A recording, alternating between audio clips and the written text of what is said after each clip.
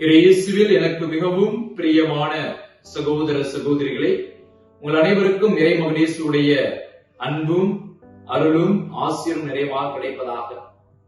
இன்று தவக்காலம் 14வது நாளில் நாம் அடியெடுத்து வைத்திருக்கின்றோம். இறைவன் நமக்கு செய்த ஒவ்வொரு நன்மைகளுக்கும் இறைவனுக்கு நன்றி கூறுவோம். இன்றைய இறை வார்த்தையும் எங்களுடைய சபையின் பாதுகாவலரான புனித பிரான்சிஸ்கு சலேசியாரும் நம்மை தொடர்ந்து இந்த ஆன்மீக பயணத்தில் வழிநடத்தி செல்கின்றார்கள்.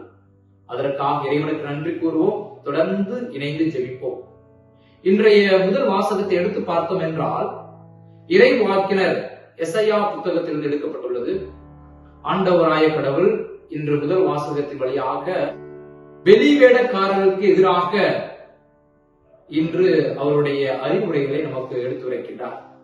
பார்த்தோம்னா, எருசலேமே, உங்களுடைய அரசர்களும் மக்களும் சோதம் கொமாராவை போல இருக்கின்றார்கள். அதாவது சோதம் கொமாரானா அவங்க உண்மையான மக்களாக இல்லை, கடவுளுக்கு எதிராகவும் வெளிவேடமாகவும் இருந்ததால் அந்த சோதம் கொமாராவை இன்று உங்கள் அரசர்களும் உங்களை ஆள்கின்றவர்களும் மக்களும் சோதம் கொமாரை போல இருக்கின்றார்கள்.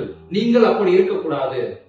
இந்த வெளிவேடக்காரர்களை போல இருக்கக்கூடாது. அதுக்கு என்ன செய்யணும்னா, கடவுளுடைய அறிவுரைகளையும் கடவுளுடைய கட்டளைக்கு செவி சாய்க்கும் பொழுது நீங்கள் இந்த சோதம் கொமாராவை போல இருக்க மாட்டீர்கள், நீங்கள் வெளிவிடக்காரர்களை போல இருக்க மாட்டீர்கள் என்பதை இன்றைய முதல் வாசகத்தில் நமக்கு அழைப்பு விடுக்கின்றார். அதே போல இன்றைய நற்செய்தியை எடுத்து பார்த்தோம் என்றால், இறைமகன் இயேசு நமக்கு அதெல்லாம் சொல்றாரு.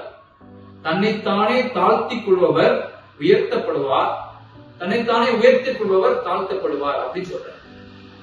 இன்றைய நற்செய்தி தொடக்கத்திலே இறைமகன் இயேசு பரிசேயர்கள் போலவும் மறைநூல் அறிஞர்கள் போலவும் இருக்க வேண்டும் சொல்றாரு.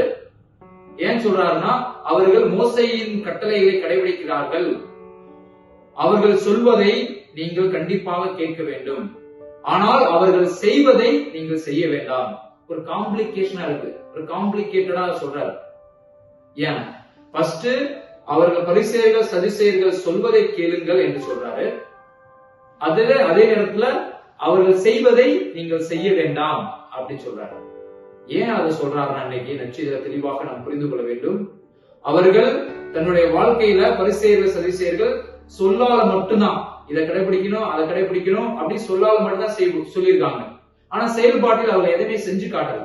அவர் சொல்வது ஒன்னா இருக்கும், செய்யறது ஒன்னா இருக்கும். அதனாலதான் வெளிவேடக்காரர்கள் போல நீங்க பரிசேயர்களை போல இருக்க வேண்டாம், நீங்களா இருங்க. அதனால அந்த எதுக்கு அவர் சொல்றாருன்னா, கட்டளைகளை கடைபிடிக்கணும்னு சொல்றாரு. அது யார்கிட்ட இருந்தது? ஆண்டவராய் கடவுள்கிட்ட இருந்தது. அதான் அந்த பரிசேயரும் சதுசேயர்களும் அவர்கள் சொல்களால் வெளிப்படுத்துறாரு. அதை கேட்கறதுனால நமக்கு எந்த பிரச்சனையும் கிடையாது. ஆனால் அவர்கள் செய்வதை நீங்கள் செய்யக்கூடாது. அவர்கள் நோன்பு இருக்குன்னு சொல்லுவாங்க, ஆனா நோன்பு இருக்க மாட்டாங்க.